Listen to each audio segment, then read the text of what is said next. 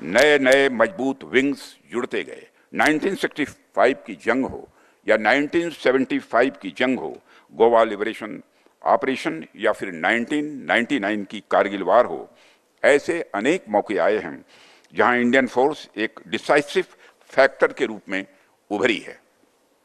आज स्थिति यह है कि हम दुनिया की सबसे ताकतवर फोर्सों में से एक हैं।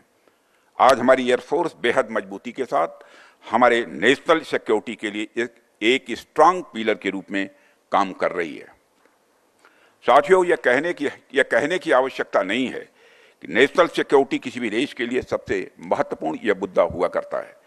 कोई भी राष्ट्र तभी विकास कर पाता है जब उसकी सीमाएं सुरक्षित हों और जब वह आंतरिक रूप से सिक्योर हो। और मुझे इस बात की प्रसन्नता है कि नेशनल सिक्योरिटी को इन्हांस करने की दिशा में मुझे भी कुछ न कुछ अपना योगदान करने का अवसर मिला है।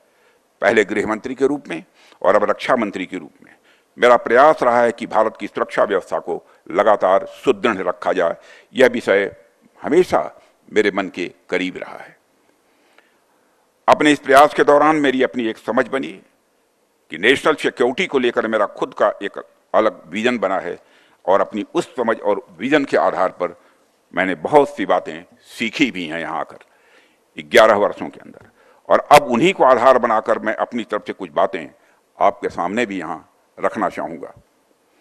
आज कंटेम्प्रेरी वर्ल्ड में हो रहे दो प्रमुख चेंजेस पर मैं आपसे खास बातचीत करना चाहूँगा। इन दोनों चेंजेस ने आज विश्व को एक ऐसे डायनेमिक और अनसर्टेन दौर में लाकर खड़ा कर दिया है जो पहले कभी नहीं था। पहला मुद्दा है कि दुनिया भर में जियो पॉलिटिक्स और जियो स्ट्रेटजिक तरीके से जो बदलाव आ रहे हैं और जिस तरह से पावर इक्वेशंस में परिवर्तन हो रहे हैं, वह हमारे सिक्योरिटी पर्सपेक्टिव को किस प्रकार प्रभावित करते हैं, उन्हें हमें किस तरह से देखना चाहिए। और दूसरा मुद्दा यह है कि टेक्नोलॉजी के क्षेत्र में हो रहा ट्रांसफॉर्मेशन हम पर किस तरह से असर डाल रहा है। मैं पहले मुद्दे से अपनी बात की शुरुआत यहाँ करना चाहूँगा।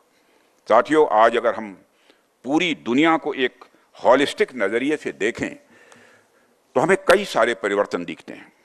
यदि पिछले कुछ वर्षों की बात की जाए तो यह परिवर्तन और तेज हुए हैं।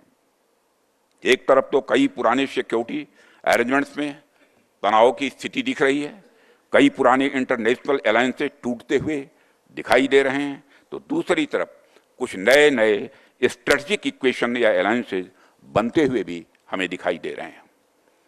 यह जो फ्लूइड ग्लोबल ऑर्डर है, इसके कई सारे इम्पैक्ट भी हमें देखने को मिल रहे हैं।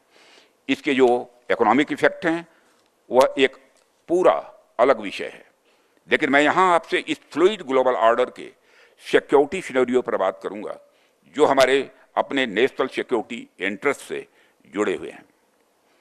साथियों, अभी कुछ वर्ष पहले तक वैश्विक सुरक्षा को अलग अलग खेमों में बटा हुआ देखा जाता था।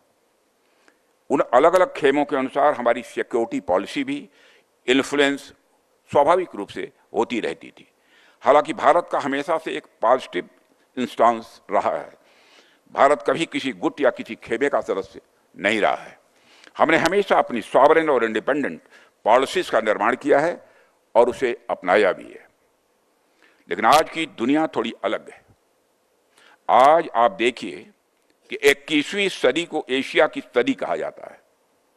इस कारण 20वीं सदी की जो क्रॉस अटलांटिक पावर इक्वेशंस थी वह अब शिफ्ट होकर एशिया की ओर हमारे नजदीक आ गई हैं।